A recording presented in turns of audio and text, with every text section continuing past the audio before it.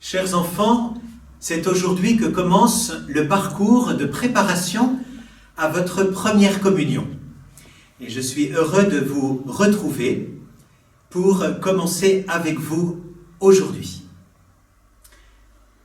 Vous allez en fait préparer deux sacrements. Le sacrement de la réconciliation, par lequel vous allez recevoir le pardon de Dieu en vous confessant auprès d'un prêtre. Et puis le deuxième sacrement, c'est le sacrement de l'Eucharistie, le jour où vous allez communier au corps du Christ au cours de la messe.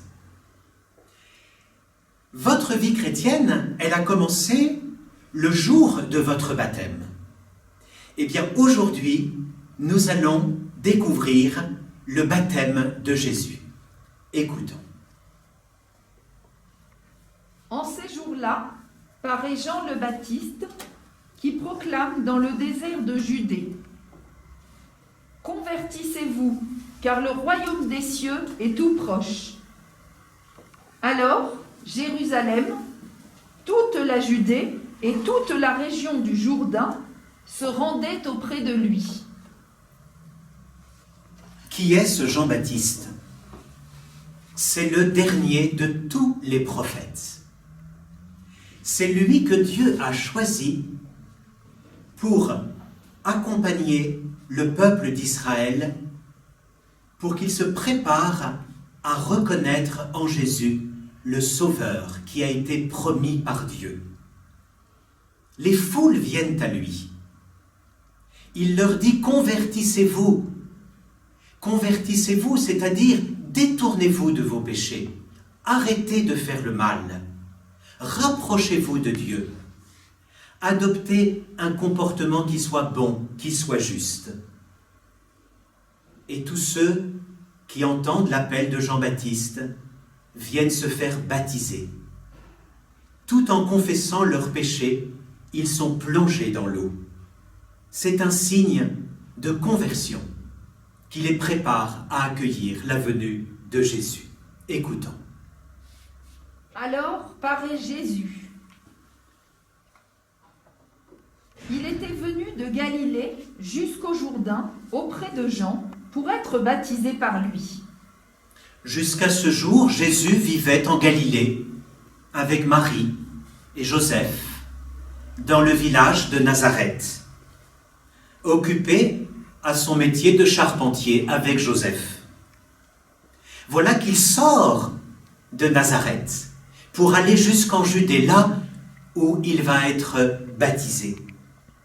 Il va se glisser dans la foule de tous les pécheurs pour recevoir lui aussi le baptême. Mais lorsque Jean-Baptiste le voit s'approcher de lui, il veut l'en empêcher et il disait: écoutons. C'est moi qui ai besoin d'être baptisé par toi, et c'est toi qui viens à moi? Jean-Baptiste est étonné, et on peut le comprendre, parce que Jésus n'a pas besoin d'être baptisé. Le baptême est fait pour les pécheurs que nous sommes.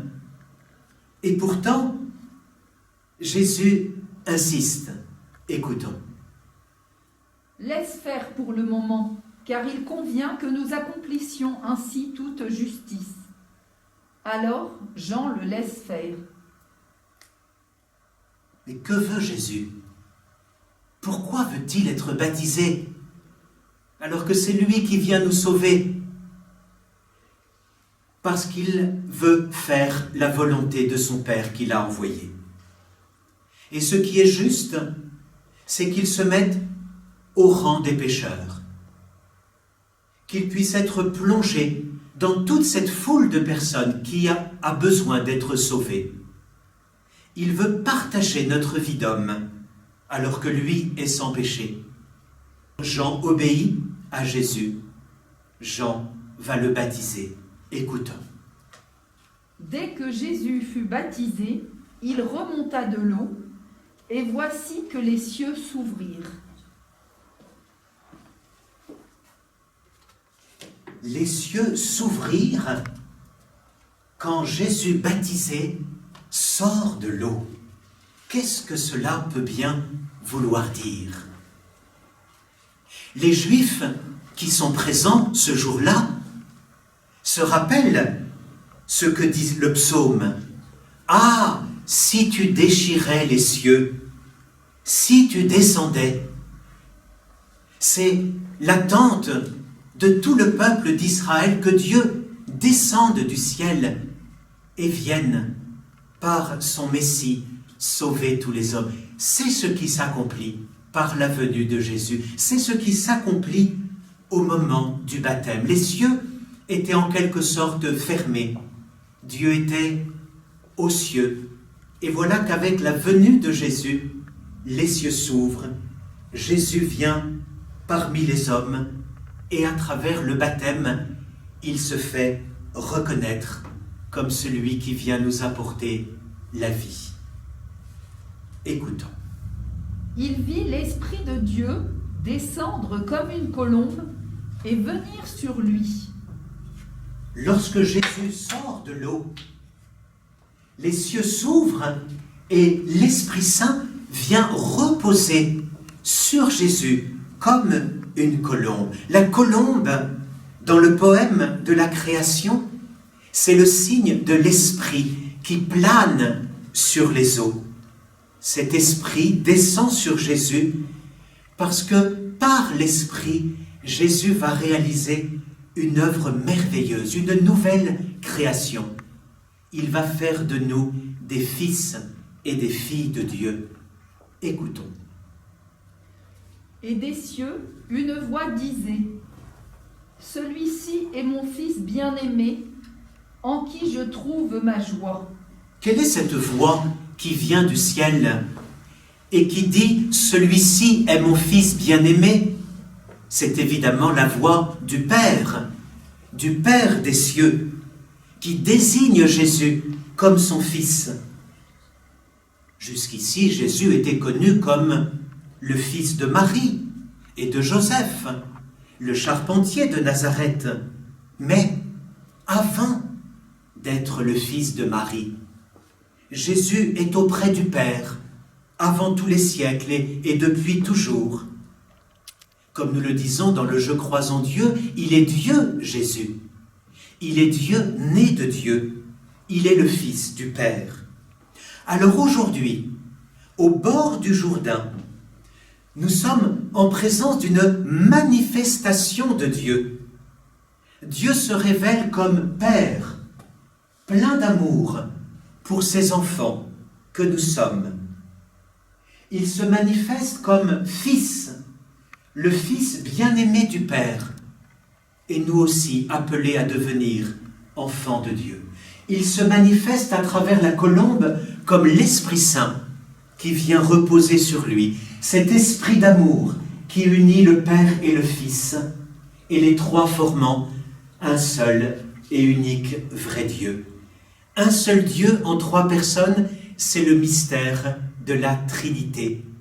C'est ce qui s'est passé au jour de notre baptême, lorsque le prêtre, en prononçant notre prénom, a pu dire « André ou Virginie, je te baptise au nom du Père et du Fils et du Saint-Esprit. » Plus tard, après sa mort et sa résurrection, souvenez-vous, Jésus envoie ses disciples et il leur dit, écoutons. Allez, de toutes les nations, faites des disciples. Baptisez-les au nom du Père et du Fils et du Saint-Esprit. Jésus demande à ses disciples de baptiser. De quelle façon? Nous venons de l'entendre, au nom du Père et du Fils et du Saint-Esprit. Vous savez peut-être que le mot baptême signifie plonger. Quand on est baptisé, on est plongé dans l'eau, mais l'eau n'est qu'un signe. On est plongé dans l'amour de Dieu, Père, Fils et Saint-Esprit. L'eau, elle est à la fois le signe de la vie et le signe de la mort. L'eau donne la vie, nous le savons. Tous les jours, nous avons besoin de boire pour vivre. Mais l'eau est aussi un signe de mort. l'eau peut détruire lorsqu'elle est trop abondante et trop violente. Eh bien, dans le baptême, nous retrouvons cette double signification. Lorsque le baptisé est plongé dans l'eau, il est comme lavé de tous ses péchés. Lorsque le baptisé sort de l'eau, il reçoit la vie de Dieu, la vie du Père, du Fils et de l'Esprit Saint. Par le baptême, nous recevons la vie de Dieu. C'est extraordinaire. Et c'est important pour vous, chers enfants, de le découvrir, de le redécouvrir au moment où nous commençons ce chemin de préparation vers la première communion. Depuis votre baptême, vous êtes devenus enfants de Dieu, enfants du Père, fils ou fille de Dieu le Père. Et pour cette raison, nous pouvons appeler, nous les baptisés, Dieu du nom de Père. Depuis le jour de votre baptême, vous êtes unis à Jésus-Christ, mort et ressuscité pour nous. Nous ne faisons plus qu'un avec lui.